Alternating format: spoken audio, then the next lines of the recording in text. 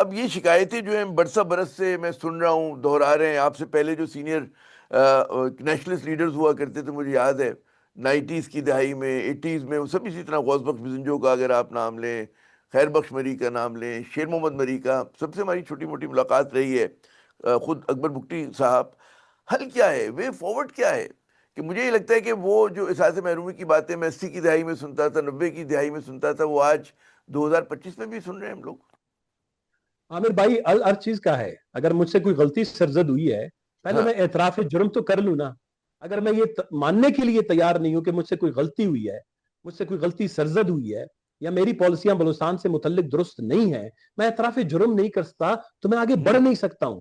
اسلام آباد کو یہ اعتراف جرم کرنا چاہیے. ہماری باتوں کو اگر وہ یقین نہیں کرتے، ان رپورٹس کی بات کو دونوں کو سامنے رکھتے ہوئے یہ اعتراف کر دینا چاہیے کہ social political engineering, institutionalise corruption بہت بڑا ایک وہ ہے، ٹرم ہے، جس کے اندر آپ الیکشن سے لے کر، رول آف لا سے لے کر، جوڈیشری سے لے کر، پولیس سے لے کر، اسمبلی، ان کے ممبران اور ان کے فنڈ، ان کی جو پروکیورمنٹ، سب اس میں شامل ہوتی ہے. جب آپ انسٹیٹیوشنلائزڈ کرپشن کو جو ہے ملک میں فروغ دیں گے تو پھر بلوچستان کا وے آؤٹ نہیں ہے.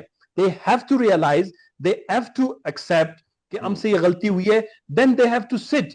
پھر بلوچستان کے حوالے سے آپ کو مڈ ٹرم، وہ قلیل المدتی، طویل المدتی پالیسی بنائی پڑے گی، جس میں یہ جو گیپس آئیڈینٹیفائی کیے گئے ان رپورٹس میں، یا اس سے پہلے رپورٹس میں، یا ہم نے ہیومن ڈیولپمنٹ رپورٹس میں انڈیکس میں کیے تھے پہلے، ان کو دیکھ کے بلوچستان کے اندر 30 سال تک، جو آپ کے شارٹ ٹرم ہے، میڈیم ٹرم ہے، لانگ ٹرم ہے، 30 سال میں اگر آج اسلام آباد مخلص ہو تو 30 سال بعد بلوچستان باقی صوبوں کے برابر آ سکتا ہے. لیکن اگر وہ اسلام آباد مخلص نہیں ہوا تو آنے والے 2 سال 5 سال کے بعد بلوچستان فردر 35 سال 40 سال پیچھے چلا جائے گا.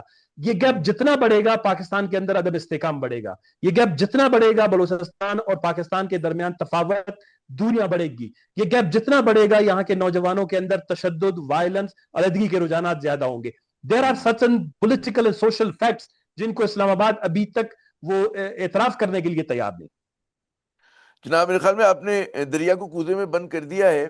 اور ثنا صاحب، بہت آپ کا شکریہ کہ آپ نے اپنا قیمتی وقت دیا. آپ نے بالکل 2-3 باتیں بڑی ناظرین انہوں نے اچھی آئیڈینٹیفائی کی کہ اوور سینٹرلائزیشن ہے، اور اگر ہمیں درست کرنے کا عمل جو ہے شروع کرنا ہے تو اعتراف سے ہوگا کہ غلطی کہاں پر ہوئی، اس کے بعد ہی چیزیں آگے بڑھیں گی. ظاہر ہے کہ بلوچستان کی جو پسماندگی ہے یہ کوئی مفروضہ نہیں ہے، حقیقت ہے، ہمارے سامنے نظر آتی ہے.